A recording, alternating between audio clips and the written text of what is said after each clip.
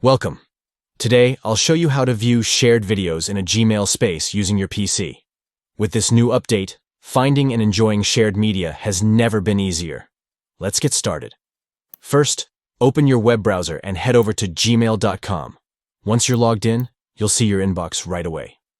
Next, locate the grid of 9 dots in the top right corner, right next to your profile photo. Click on that icon, and from the drop-down menu, select Chat. On the left side of your screen, you'll see a menu. Click on Spaces to view all the spaces you're part of. Now, find the space where you want to view shared videos and click on it to enter. Once you're inside, look at the top for the Shared section. Click on the Shared section, and you'll have access to all the videos that have been uploaded by members.